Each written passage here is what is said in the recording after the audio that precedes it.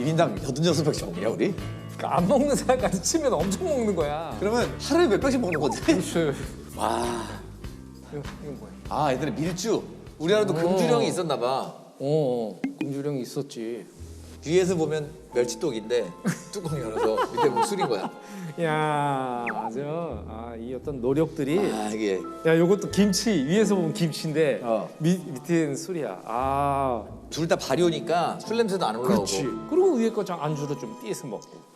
근데 제가 왜 이게 술 박물관에 가서 이게 얘기했으면 좋겠는 것 중에 하나가 주치감경.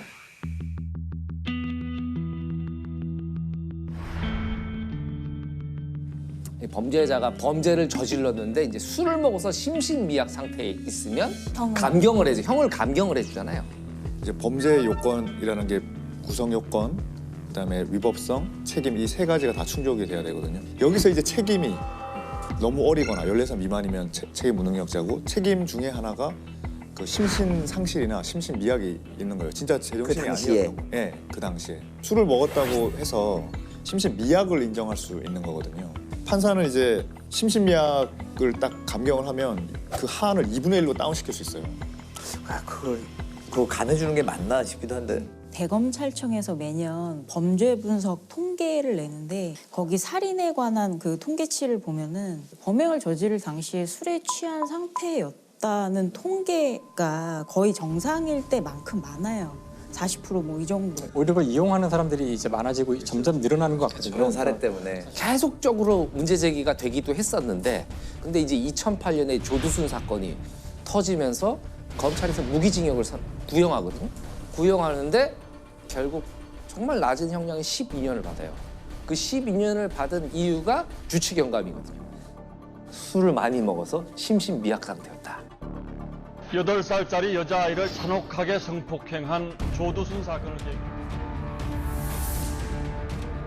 1심 재판에서 법원은 조 씨가 술에 취해 사물 변별 능력이 없었다는 점을 감경 사유로 들어 징역 12년을 선고했습니다.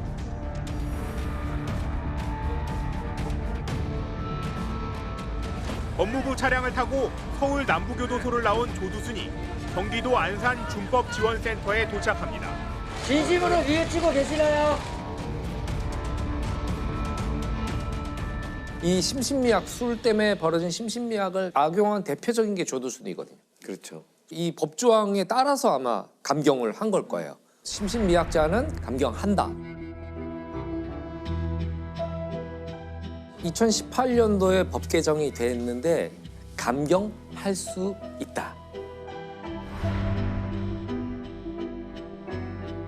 그러니까요. 네, 감경할 수도 있고 안 해도 되고. 근데 오히려 사실 강력 범죄도 그렇지만 최근에 이슈가 되는 것들이 성추행 범죄 같은 거 있잖아요.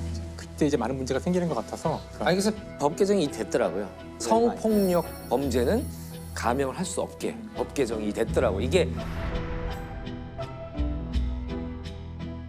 조두순 사건 때문에 그 여파가 미친 거고 이 그나마 늦었지만 아주 잘한 일이라고 생각을 해요.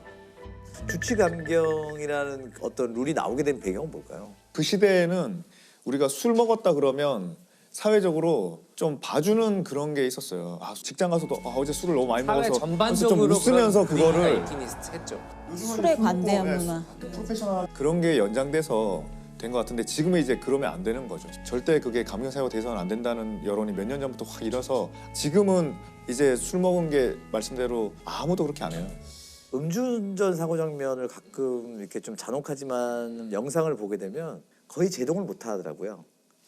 그러니까 인지하고 밟은 경우보다는 그냥 심지어 자기가 운전 차량이 뭘 쳤는지도 모르고 달아나는 경우도 많고.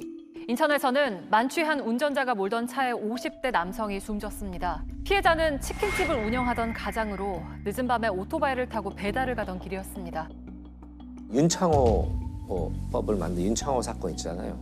카츄샤 윤창호 씨가 휴가를 나와서 친구네 집에 가려고 도로에 서 있는데 지난 9월 부산 해운대에서 만취 운전 차량에 치여 뇌사 상태에 빠진 윤창호 씨.